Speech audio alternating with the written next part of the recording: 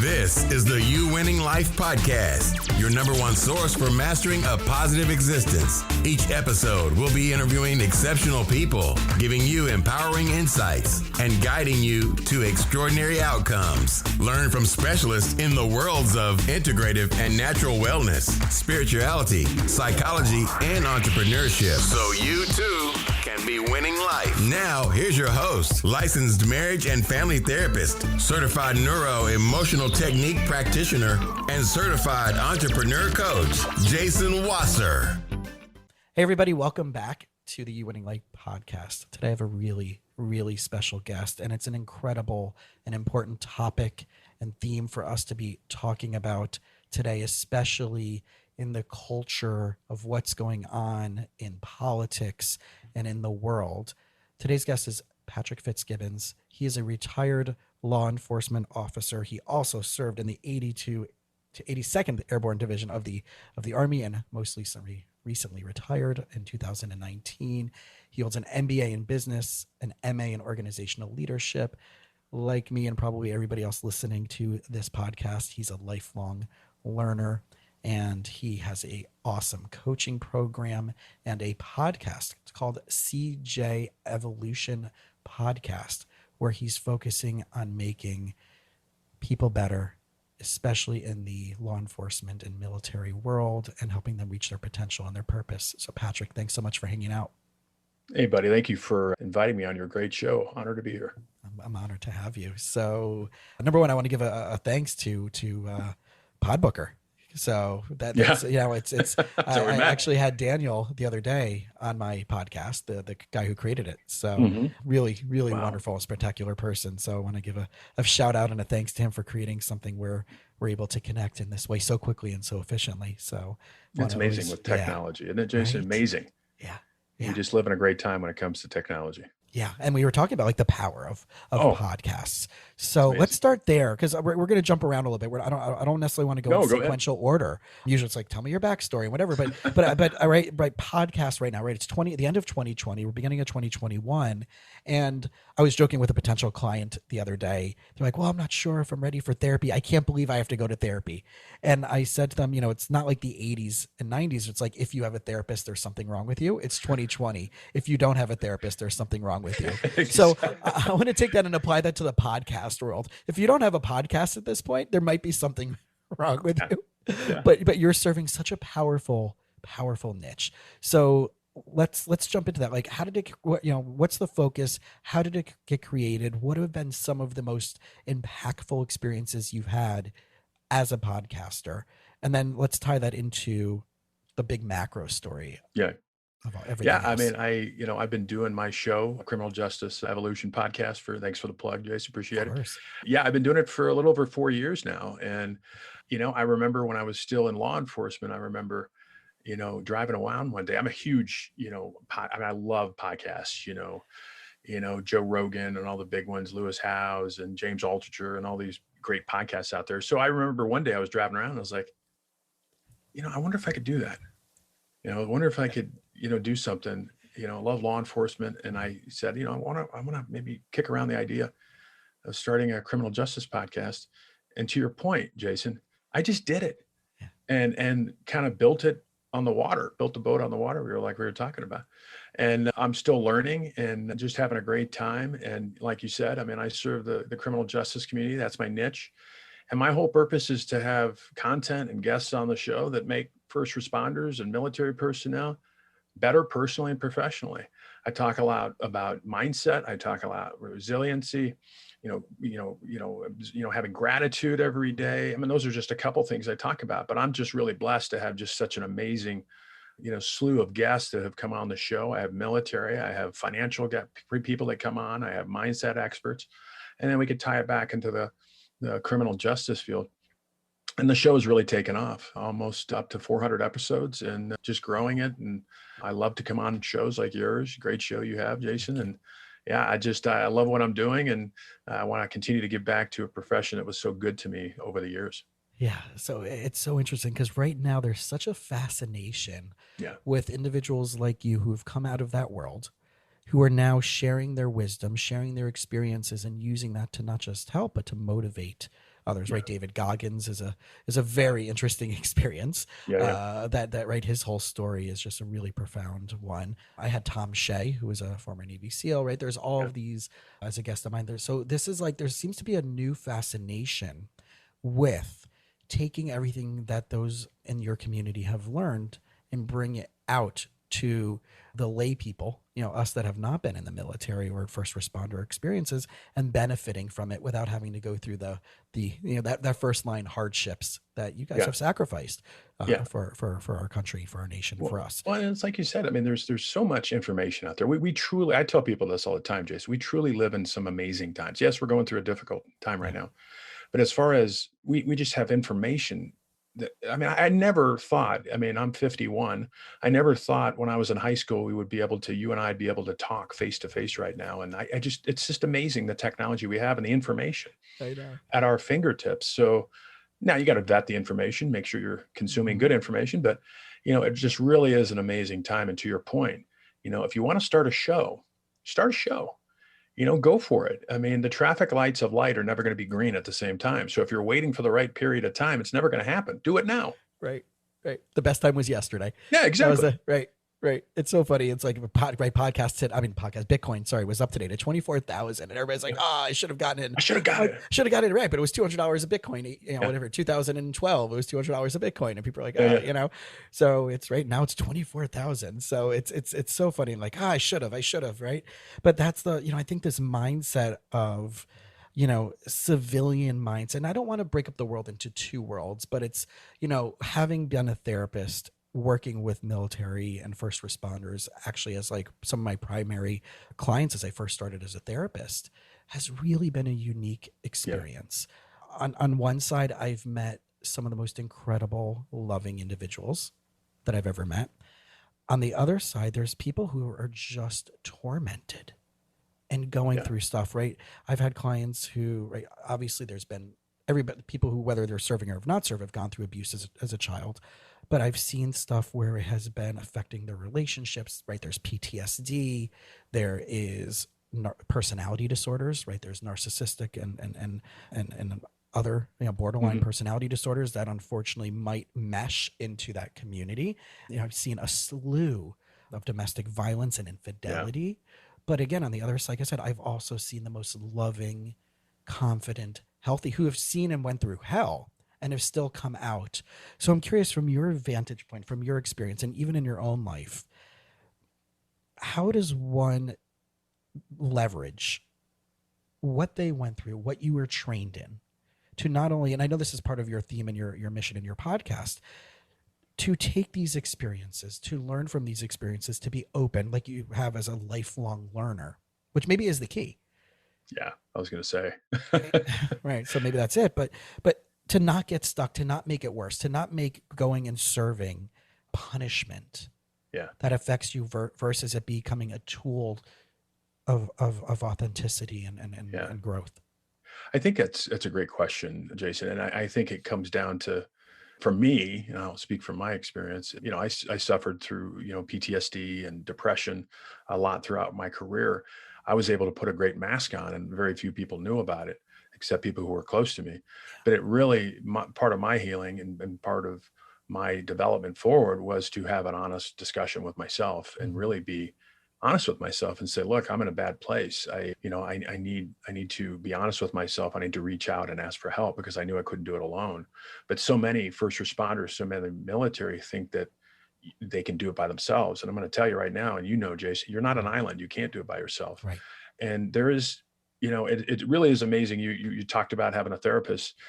I think, especially in the military and law enforcement, I still think there's that culture of a sign of weakness if you reach out, like if you're having help or if you need help. I know I struggled with that for many years in law enforcement. When I retired, I was a commander. I was one of the main guys, but I, had got over my depression. I mean, I dealt with a lot of my demons, but it took me a long time to get there. My point is that I think that's the biggest problem with, or one of the issues that a lot of first responders and military personnel deal with, is just the stigma behind asking for help. And I'm here to tell you that while law enforcement, I've been out of the military for a while, but law enforcement is come a long way, and we still have a way to go. But it's not a sign of weakness to come forward and say, look, I need help. It's a sign of strength, because, it's like a cup. You can only fill so much in that cup, and then it's going to start overflowing. So again, for all the people out there, and Jason, being a therapist, I mean, you need to have an honest discussion with yourself first, which I did. You need to be, I think the people you surround yourself with are key to your success. I tell people all the time, look, you got to weed your garden every once in a while. And if people are negative and toxic in your life, you really need to think about having new people in your life. I know people are thinking, well, it's, it's my family. Okay. But it doesn't mean you have to spend all the time with them. It means you can kind of love them from afar. I have relatives that I love to death, but I don't want to spend a lot of time with them. So I think you got to have these discussions with yourself, because I really do believe that, the creator, whoever you believe in, gave us all the tools that we need to make our lives better. It starts with you. It starts with you. So I know that's hard for some people to hear right now, but you can do it. You have all the tools and everything within you to make your life better and get where you want to go. Yeah. And I think one of the stigma challenges, especially when it comes to the therapy side. So we were talking before about, the two main insurance panels that most first responders or servicemen or service people are taking care of. One is Humana TRICARE, military, the prime and standard models. And then the other one, at least in Florida, that takes care of federal employees, is Blue Cross Blue Shield. And the challenge is when they're coming in to use their insurance, the insurance doesn't get processed unless you put a clinical, psychological / psychiatric diagnosis on the billing form that goes back to the insurance. And the question is what happens if they get diagnosed with anxiety disorder or post-traumatic stress disorder, and they're holding in a certain position that might have a detrimental effect to future or present job performance. And I've never once heard, because no one's ever trained us in this, how do you navigate that to give them the best services, but at the same time, how can that affect them down the road if those records get requested? And there's a duality to that, because at one side we say we want you to get the help. At the other side, it's mandated, as far as the insurance side, that you have to get a diagnosis, and they only cover certain diagnoses. They won't reimburse couples counseling. It has to be one person has to get a diagnosis. So there's, my guess is that there's a worry that, especially a Secret Service agent that I had, they came in, there was a domestic dispute that they had with a partner. And how do you do that? If they're doing security clearance at the highest level, they might eventually put on detail, presidential detail or any type of, political detail. How do we navigate protecting our colleagues from any negative detriment when it comes to their self-care, when it comes to mental health and navigating the system?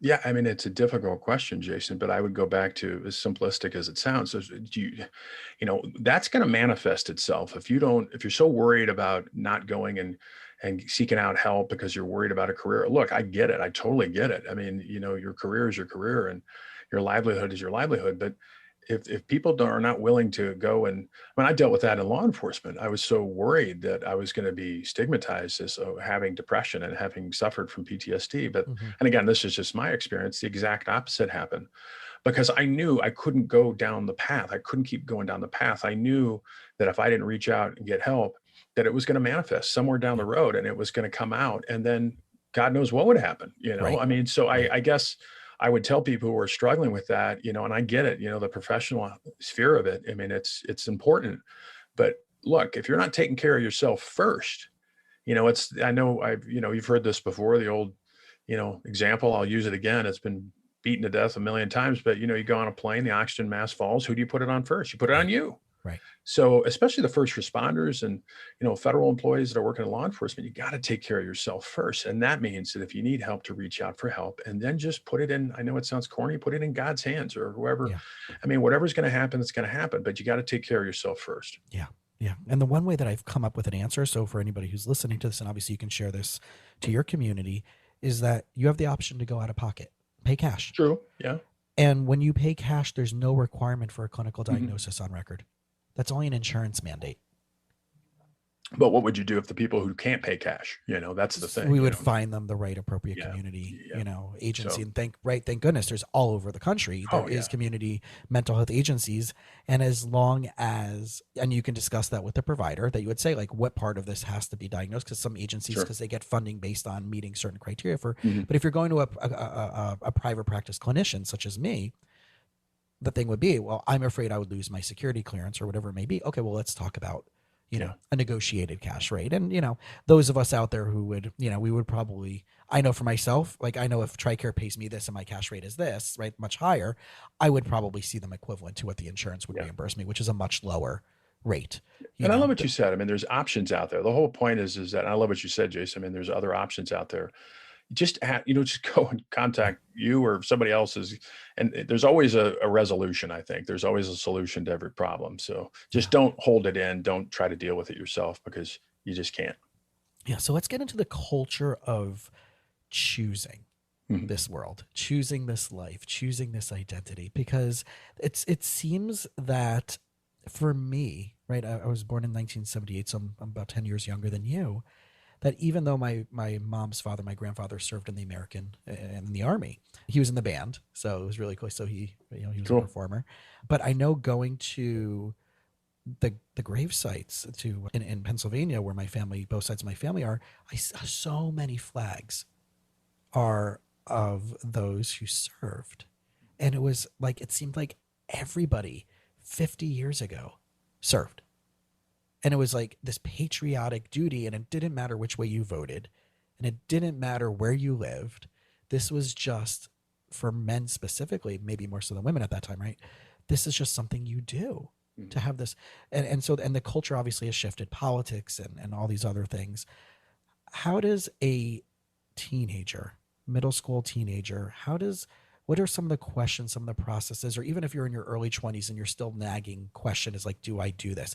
How does one sort through and figure out if this is the appropriate direction for them to go, whether it's military, law enforcement, first responder? How does what's some of that process? What does that involve for them to help make a really powerful decision? Yeah. I mean, that's a great question. I mean, I'll give you, the example of my son. I mentioned before we started, my son, is going to be 20, in a couple of days. And I remember a year and a half ago, about a year ago, he was struggling with what he wanted to do. He didn't want to go to college right away. And I admire him for that. I think too many people just go to college for the sake of going to college and waste a lot of money, but that's a different discussion. But anyway, we went on a hike one day in Boulder, and he told me, he said, Dad, I don't know what I want to do with my life. I said, that's okay. That's fine. You don't have to have it all mapped out right now. And, he wanted to know about my military experience. And I said, because I grew up in a military family. Like I told you, Jason, I served in the military, but I never pushed my son to go in the military. I always said, it's an option. So long story short, I mean, he did a lot of soul searching. He did, spent a lot of time, meditating and things like that, which he does. And he really, like I said, it came down to a discussion with himself and what he wanted in his life. And ultimately he chose the military and went into the Air Force. And of course, I'm proud of him. But for those people out there that are kind of wondering their path, I mean, there's a lot of noise out there. I mean, there's a lot of society telling you what you should do. And, parents and relatives, Jason, you shouldn't do that. You got to go to medical school and do this. And you got to do what you want to do. I know that sounds simplistic, but what does your heart tell you to do? And I know sometimes it's daunting, being a young person. And I know that there's a lot of noise out there, but it really comes down to, what do you really want to do with your life? What path do you want to take? And realize too, this goes back into what we were talking about, just the amazing time I believe we're at in human history. Just because you choose one path doesn't mean that you can't change direction down the road. I mean, I think the average person now changes paths or jobs 7, 8 times, or so maybe it's more. Yeah. So I think it, again, comes down to really putting down your goals on paper, writing down where you want to be and where you envision yourself being and what do you want out of life. And, I mean, and I always tell people, look, money is important, but money is just a tool.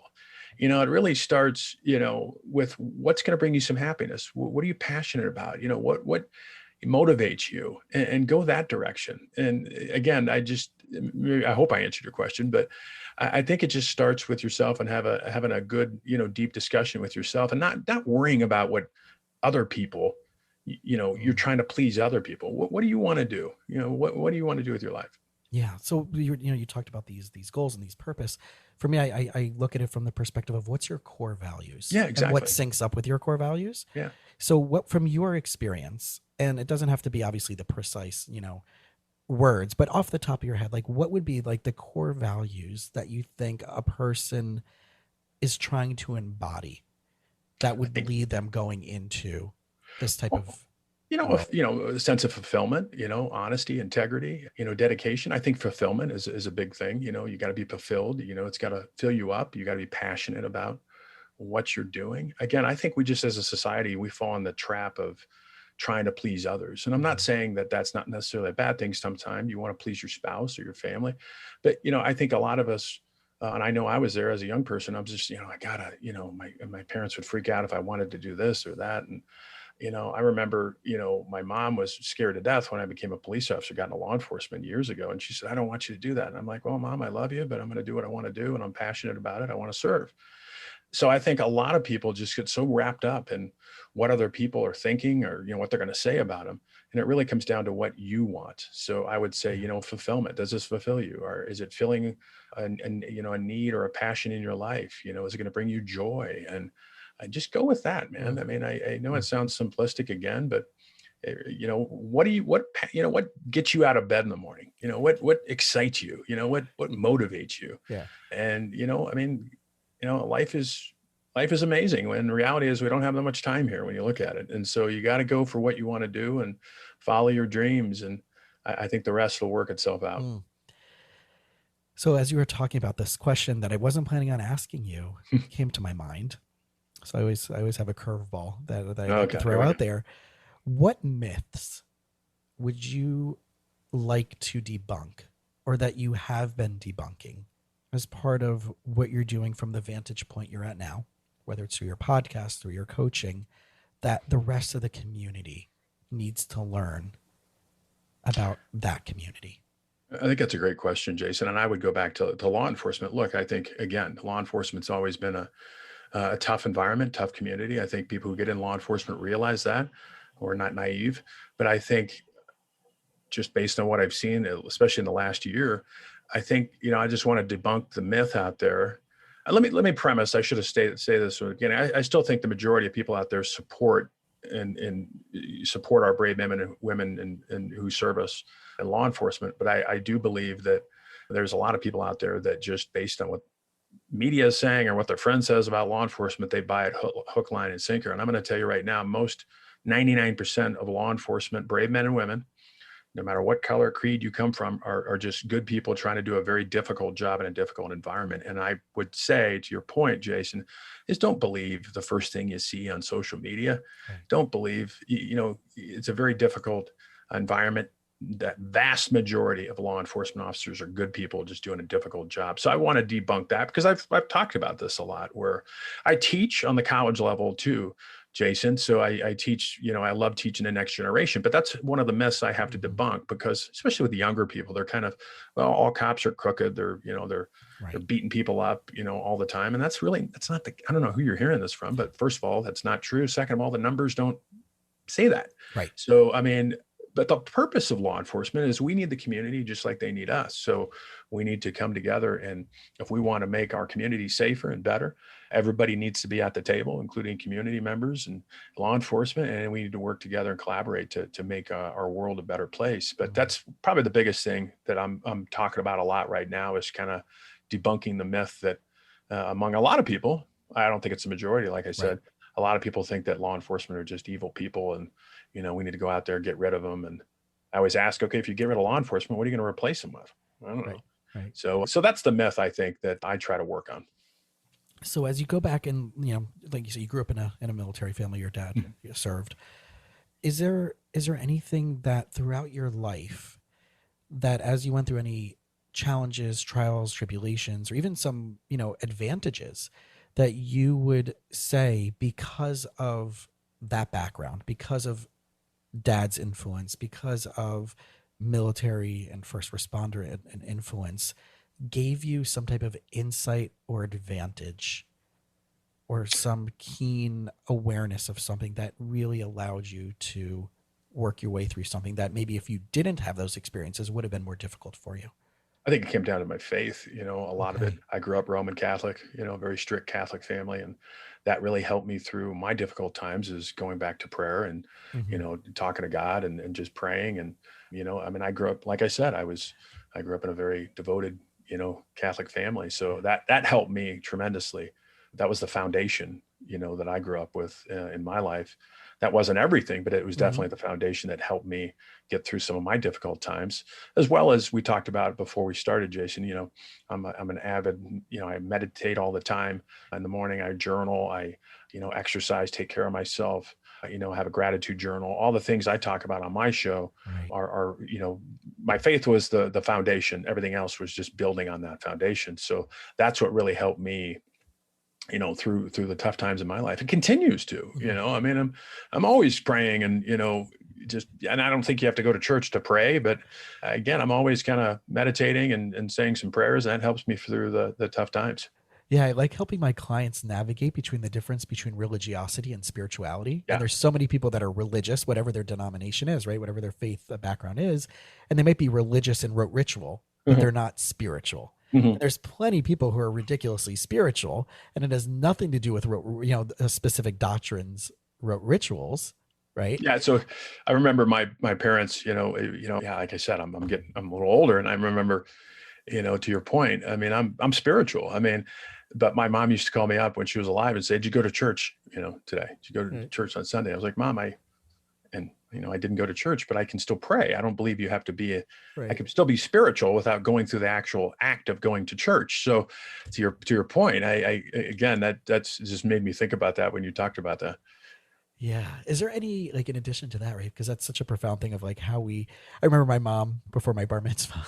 Yeah. She said to me, "By the way, when you're making your list, you can invite who you want." I'm like, "Yeah, I know." She's like, No. You can invite whoever you want. It doesn't just have to be, your Jewish friends, because I know you, right? I know we also have non-Jewish friends, but I wanted to make sure it was so cool that there's different ways that different people influence with different things, especially when it comes to faith and culture and stuff or even with careers.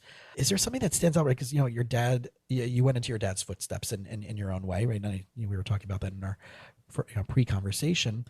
Is there a memory or a teaching or something that really has had some profound influence on you as it led you into this world?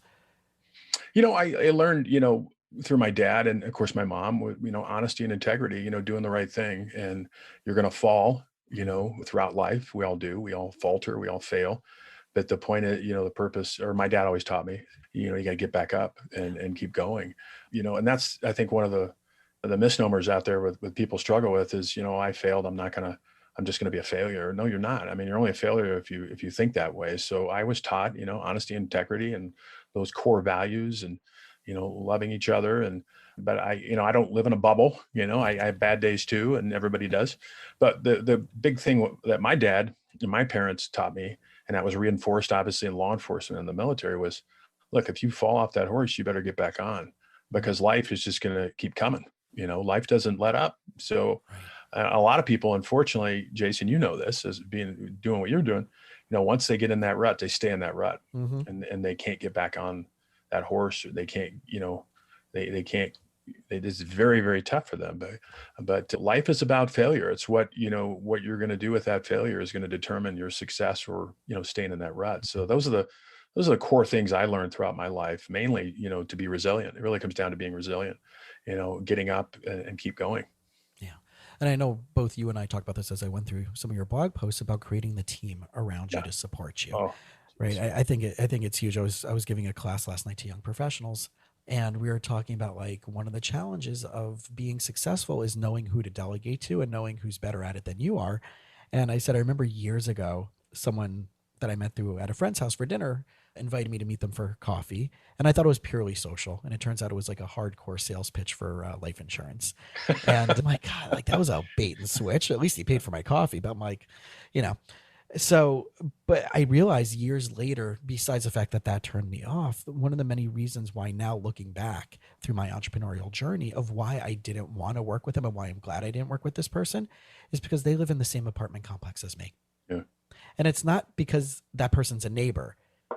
It's because if this person's going to be my financial planner, I don't want them living in the same place that I can afford to live in. Exactly. Right. Yeah. So when we're talking about building teams, and I think this is one of the most beautiful things. So I've had clients that have been in charge of logistics in the Army. I've had, right. I mean, from Rangers, but I love hearing the logistical side, not just like going out and fighting side, but all of the stuff that it takes to make this system run. And of course there's bureaucracy and red tape, like there is in everything, and procurement issues and right budget issues. But I think like the greatest example of like how these like, how does this work is such a network of systems, and who do you need to bring into your life? So what are some insights you have about how can people find that team to help them get to where they want to go? It's such a great question. I think Jim Rohn, late great Jim Rohn, said you're the average of the 5 people you associate with. Yeah. And so I think it comes down to, doing kind of an assessment of who's in your life right now, Jason, for the listener is who's in your life? I mean, friends, family, things like that. Are those people bringing you up or are they bringing you down? We talked about weeding your garden. Yeah. One of the things I told my son before he went off to basic training in the Air Force is I said, when you get to basic training, it'll happen. You'll have people that want to quit, that have people that want to quit, but they don't want to go alone. They want to bring you with them. Mm-hmm. Stay away from those people. I'm not saying it's going to be some, it's going to be a great time. It's going to be tough. It's going to be mentally and physically tough, but you want to be around the people that are, pushing and gutting it through and, having that proper mindset that I'm going to get there. And he did. But for the people out there, again, it really comes down to, I always tell people to do a people assessment. I know that sounds kind of crass or kind of maybe rude or something, but really you should be very, very, very passionate about who you're surrounding your time with. It's your time. So I would encourage people to do a kind of an assessment or inventory, whatever you want to call it, of people in your life. And are they helping you or are they hindering you? And I guarantee everybody out there has both. Maybe it's lopsided. And we talked about weeding your garden. Sometimes you need to get rid of people in your life. I know that sounds mean, but hey, I've had, friends in my life that have come and gone mainly because they were just too negative and toxic for me. When it comes down to, who do you want to surround yourself with? I want to be around. Look, Jason, I don't want to be the smartest guy in the room. Mm-hmm. I don't, if I'm an entrepreneur, if I didn't have a podcast and I wanted to start one, I'd go to somebody like you and say, Jason, can you help me? Can you mentor me? Can you help me? Can you help me start a show? You got a successful show. How did you do it? Would you mind picking my, can I pick your brain? Can I have 2 minutes of your time?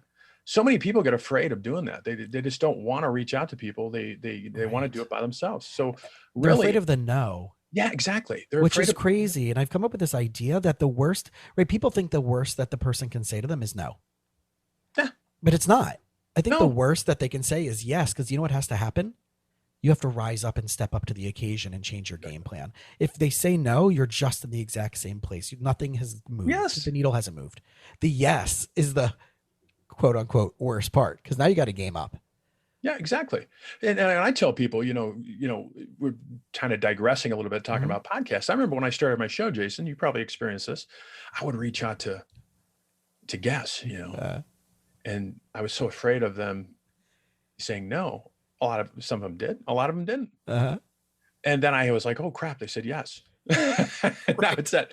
Right. Now what I would encourage people to, if you're talking, I know we told people to start a show, and I agree with, if you want to start a show. But the one thing here's a little tip is that you got to bring value to the person that you want to, come on your show, you're asking advice from. Yeah. But I really do believe that for people out there, to get those teams and to gather those teams, first of all, you got to put your ego at the door, and you got to realize that you can't do it alone. It takes a team, takes a village, whatever you want to call it. And I would, seek out the people that are already doing it, and kind of copy what they're doing. Not copy, but look what the successful people are doing and do what they're doing. But as far as you just got to be passionate about who you're surrounding yourself with. I remember, Jason, before I retired in law enforcement, I had friends that, friends, I don't, talk to them all the time, but friends that said, oh, you're going to be back. You're not going to make it out there. You've been a cop for too long. And these are my quote friends that were telling me that. And I was like, okay. And never look back. So a lot of people could buy into that, or they can go forward. Right. And they're putting their own stuff on you. It's not yours. Exactly. It's their stuff. It's their stuff. And so that's a great point. So most of the time when people are telling you, oh, Jason, you can't do it, or so-and-so you can't do it, you're going to fail. Those are exactly what you said. They're insecurities coming out, and they're trying to pass that onto you. One of the best stories I heard, maybe you heard this story, a guy and his wife are walking down the beach, and there's a guy who's fishing for crab off the beach. And he's got this, as they're passing, there's this big bucket of crab, and big full bucket of crab, and the wife and the husband are walking by, and the husband looks back and notices one of the crabs is trying to get out of the bucket. And so he yells at the guy and says, hey man, one of your crabs is trying to get out of the bucket right here. And the fisherman said, oh, he won't get out. And the guy's like, no, he's almost out of it. He said, no, he won't get out. Watch. And what do you think happened? Hey, he got stuck. The other crabs pulled him down, pulled him back into the bucket. Whoa. And so that's what a lot of people try to do in your life. People who are well-intentioned, quote, and they want the best for you. You really got to be really cognizant of who you're surrounding yourself with. So there's a lot of crabs out there. Don't fall into it. I'm thinking about the since we're in the middle of the pandemic and everybody's been for their mental health. It's funny how we've all been like, don't binge TV shows, but right now it might be good for our mental health to have a few good shows that we're binging during this time. So I was watching the Marie Kondo, the tidying up, right? She's like that little expert of home organization. And I see it the same way because she has these two lines that she says that if you're going to throw something away, it has to spark joy if you're going to keep it. Right? You have to pick it up, hold it, and does it spark joy? So people are more used to that one. And then the second thing she says is, if you're still not certain, do I want to take this item, or will this item help me get to where I want to go? Yeah, love that. So if we apply that to what you just said, does this person spark joy in my life? And two, is this thing, this person, this experiences with them, is that going to get me to reach my potential? Yeah. And that's a really clean way of making that decision. Yeah. And I think a lot of people are just so worried about, being an asshole. They're afraid of being a dick or being an asshole or being a whatever. Yeah. Yeah. And I think, and especially with family, I had that discussion with my one of my good friends a couple of weeks ago, and he was saying, I got, this one cousin that's just constantly just trying to bringing me down. And I said, well, have you talked to the cousin about it? He's like, I just don't want to hurt his feelings. And I was like, well, then the problem's with you. You gotta say something to him, because, and sometimes the truth hurts, but you have to start that conversation with him, and you can do it from a place of love. You don't, I'm not trying to, I should have said, I'm not trying to, jettisoning people out of your life. You can still love them, but you want the best for them, but you don't have to spend all this time with them. Yeah. Right. Or have the conversations like you said. This is the outcome that I want. This is what I'm noticing. This is what I'd like to have happen. Are you in agreement with me on this? Exactly. I don't, right? And I see that with couples all the time. I just had this with someone the other day. I said, start the conversation with your partner about saying, before we get into the nitty gritty, I want to let you know that there's nothing that I will ever let happen that will make me not love you. Yeah. And I'm only coming to talk to you about this place, that I want to make sure that also happens for you. Love it. Yeah. And there's nothing that I'm going to be, that I'm going to let get in the way of us ever having anything less than an amazing relationship. Are you on board with that idea with me? Once you get the agreement there, then you can go from a different vantage point. Because you're setting the ground rules, or you're setting foundation, whatever you want to call it, right at the beginning. Yeah. So I love that. That's a great idea. So if we can go into those type of dynamics, I also remember hearing last year, Gary Vaynerchuk, right? You were talking about the podcast, right? Gary V. So Gary V was like, he was talking about that concept of, right, the 5 friends. And he goes, you have to make sure you get rid of that loserist friend, and you can replace it with someone who's at a higher frequency. And then he goes, but what happens if you look around and you realize you're the loserist friend? Yeah. Because everybody's saying like, well, we got, right, you have to find Jim Rome's, right? So someone else is worse than me. But what happens, like, but this is where you're talking about like taking that real accounting of yourself. Yeah. I mean, it's amazing. And it's so interesting you brought up Gary V.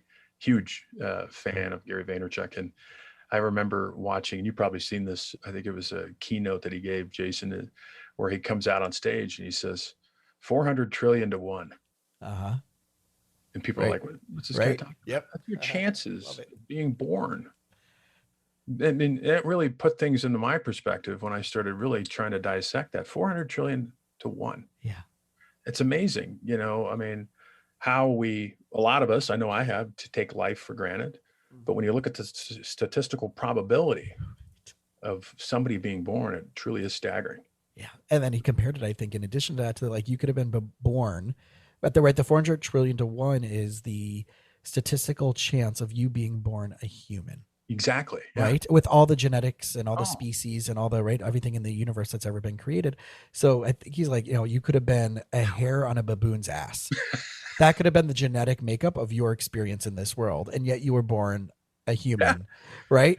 So I love, like, I remember sharing that when that came out with my therapy clients. Like, I'm like, listen, I'm not minimizing your problem, but I just want to give you this little 45-second, you know, in between all the F-bombs that he drops. So, but it's but it's great. But it's so that's a gratitude context. And like, I love the fact, and I'm sure you're in alignment with me on this, that this entrepreneurship space, what you're talking about as well, right, is the gratitude mindset is so profound.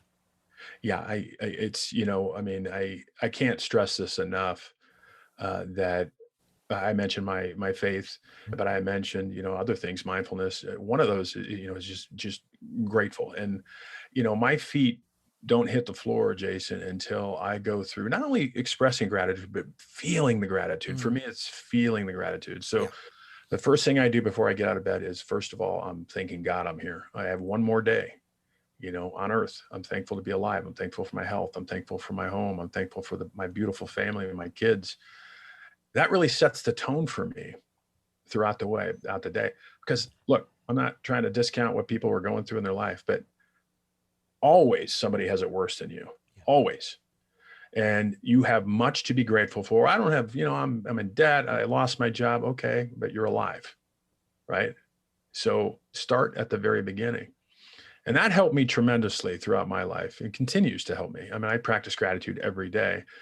And when I practice gratitude, Jason, when I don't practice gratitude in the morning, I definitely can feel it throughout the day. Yeah. Yeah. When I practice gratitude, it's a game changer for me. So if you don't have a gratitude practice out there, I encourage people to start one, because it will change your life.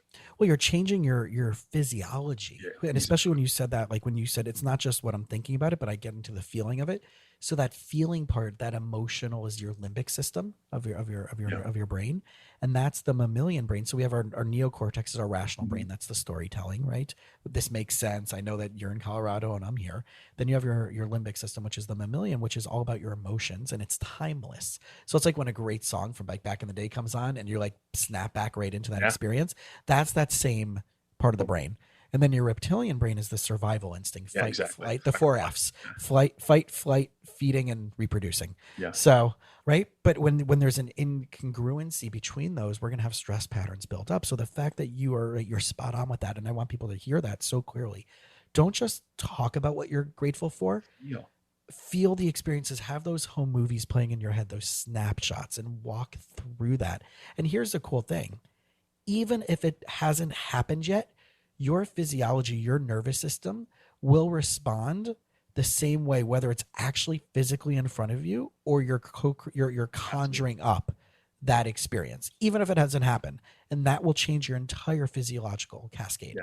Yeah. Scientifically proven. Yeah. And I'm a big believer, and I'm assuming you are, Jason, in the law of attraction. Yep. I my God, I mean, it is, if you would have told me, if we were been talking about this a handful of years ago, I would have been like, look, you're emitting energy, and you're attracting what you're putting out there. So if you think life sucks and my job sucks, and guess what? That's what the universe is going to give you. I'm not saying you live in a bubble, you don't have good days, but your frequency, whatever you're putting out there, it's the law of attraction. Yeah. You're going to get back. And so again, I mean, try to think positive. You know, life isn't all bad. Yeah, you might be going through some hard times, but that's going to define you. You're not defined by the stuff you're going through right now. And that's another thing that people get hung up on. Well, you know, I lost a bunch of money. Okay, you're a moment in time. You're not defined by this moment. You can if you want to be. Yeah. You know, how did all that money get to you in the first place? Exactly. Attraction. Yeah. Yeah. Frequency, law of attraction. So, and to prove that point, Jason, think of how many people, I mean, look at, and maybe not people know, but look at people who have lost tons of money. And you know what? Why do they have tons of money again? Right. I wonder why. Did it just magically fall in their lap? No, it's that law of attraction. That abundance mindset.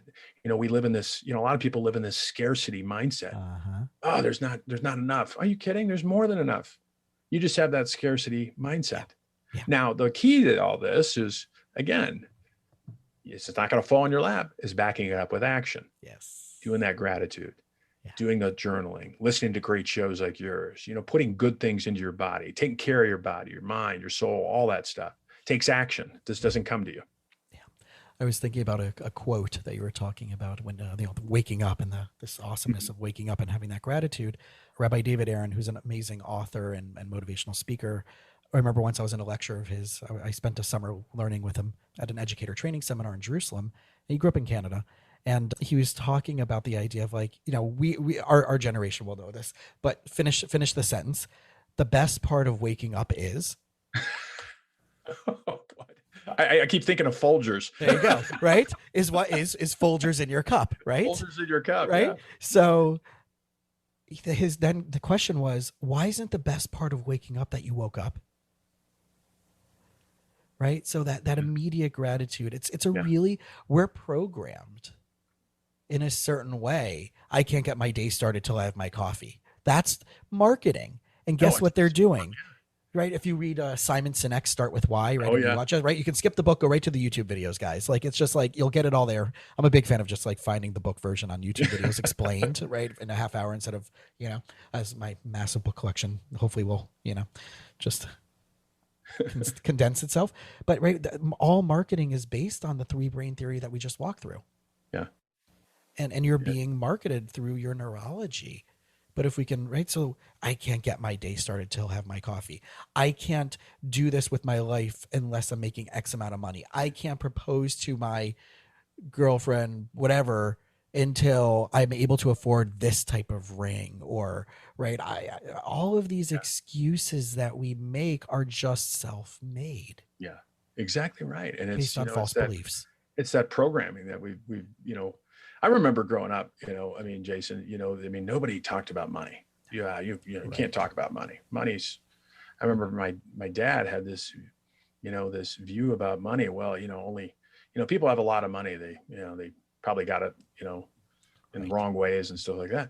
So, it's programming. A lot of beliefs we have, this, Jason, it stems from our childhood and what we were brought up with, and how we were programmed and what we were told and things like that. The reality is, and I've long since changed my belief on money, there's more than enough money out there. Yeah, you got to work for it, but you got to have the right attitude about money. Like I said before, money is a tool. Yeah. But there's a lot of people out there that think, well, rich people are just evil. They don't share. Are you kidding? Some of the biggest people with the most money are usually the biggest philanthropists. They're giving away a lot of their money. Right. And it's not just for the tax write-offs. They actually do have a bigger purpose. Not just for the tax rate, but it helps. What happens? That law of attraction, Jason, what happens when you start giving away money? It comes back to you. Mm-hmm. It comes back to you.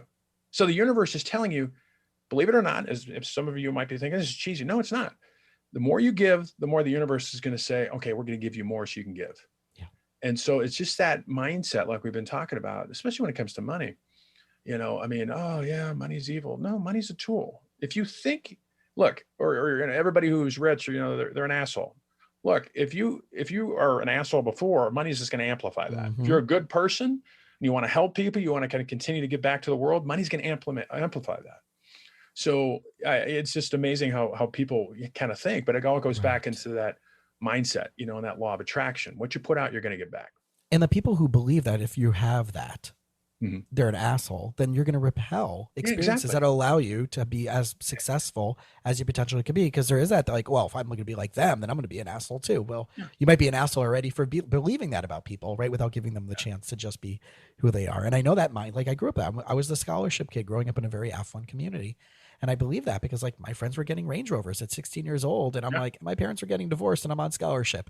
Right. So I had this money mindset that I had to let go of. And it really the most profoundly over the last couple of years. And I saw within 4 months, my private practice, like I think I went up 40 something % within the first 4 to 6 months after jumping into this environmental, an entrepreneurial mindset with the right people who are like, wow, you're wealthy beyond anything, right? That's what you're putting out there. Yeah, right.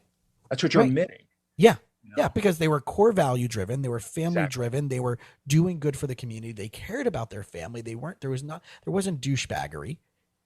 But yet, right, my belief was X equals Y. And I'm like, oh, well, I've never allowed myself to be in an environment to be different. Yeah. And again, it goes back to that mindset of money.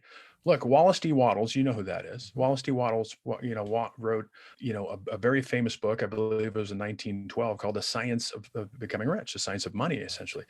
And one of the things that he talks about is his chapter, which is the biggest chapter, Jason, in his book, very, he could see, very ahead of his time, talks about gratitude and the law of attraction.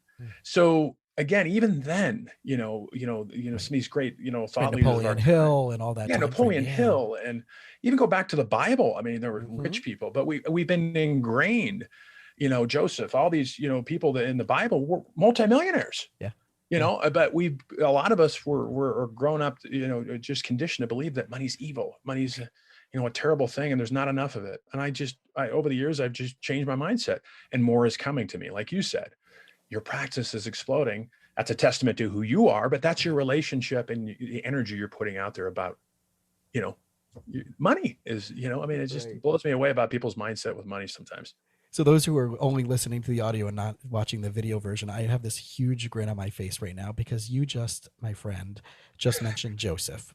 And this week's in Judaism, the Bible portions are split up weekly, and it's, every year it starts over.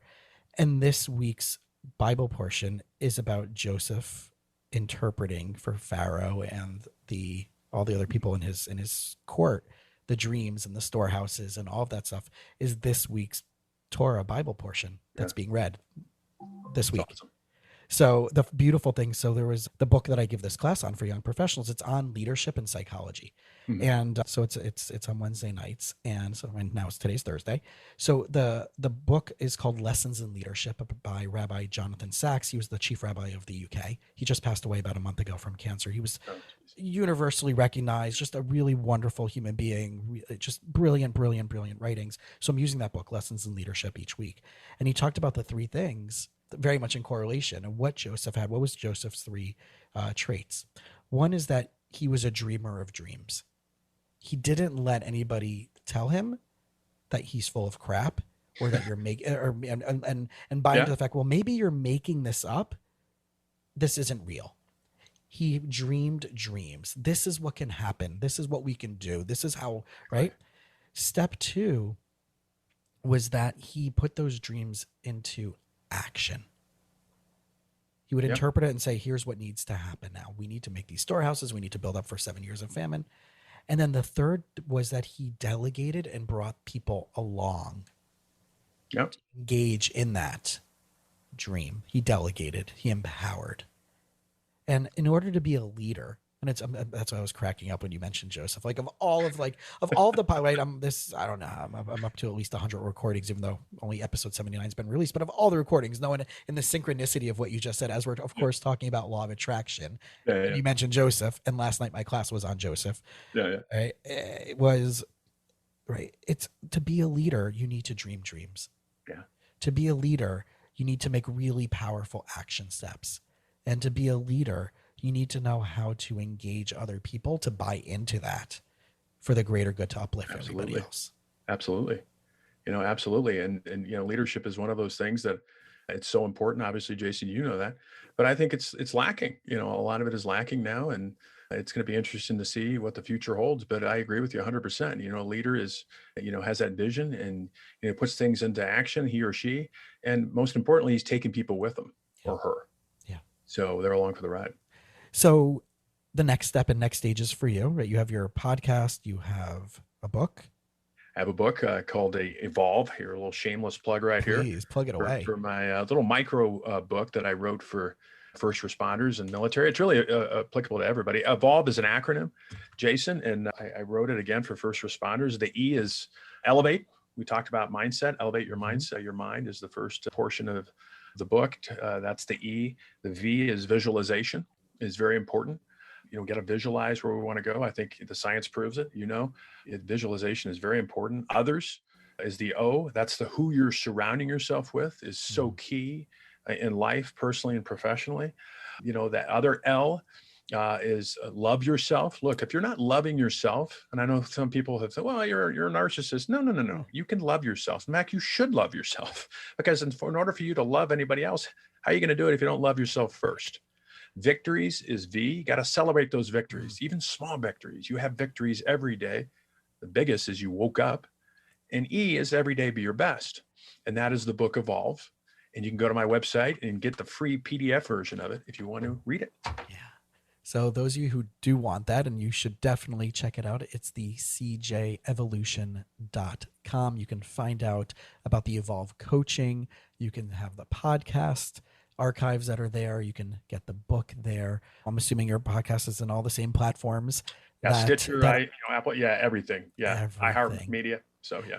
And here's my ask of people who are listening. So please, number one, if anything that we've talked about today brought value to you, or that it's going to bring value to someone, if you have a friend or a family member that's in that first responder service community, please, the criminal justice community, please point them in the direction of the Criminal Justice Evolution podcast, the CJEvolution podcast. And two, if you love what he had to share, you love what we talked about today, go on iTunes, find the podcast, subscribe to the podcast, leave a positive and starred review. So here's the cool thing that people don't know. It actually allows us, it's like an algorithm in some way, shape, or form, like Instagram and Facebook and Google changing it every 2 weeks, right? It allows us to get seen by more people and show up in different ways than just people having to search for it by keywords or buzzwords. So if you found any value, please subscribe to the CJEvolution. Again, if you're part of this community, the first responder, the service men and women of our great country, go there to the CJEvolution, go to ours, the You Winning Life podcast, right? No charge. I'm not doing any Patreon stuff at this point, any of that stuff. I'm doing this purely as, the light, and as you, I'm sure you might be as well. Leave us a positive 5-star review. Check it out. Subscribe on Instagram. Please follow us. There's been a little bit of a shift. It's You Winning Life on Instagram, and yours is to follow yours on Instagram. Oh, I'm sorry. CJEvolution _podcast. There we go. Cool. Awesome. All right. So Patrick, thank you so much. Thank you, brother. Should be a happy, healthy new year. You should continue to be having this awesome honor being on your show. Thank you. All right, buddy. Thanks for listening to the You Winning Life podcast. If you are ready to minimize your personal and professional struggles and maximize your potential, we would love it if you subscribe so you don't miss an episode. You can follow us on Instagram and Facebook at You Winning Life.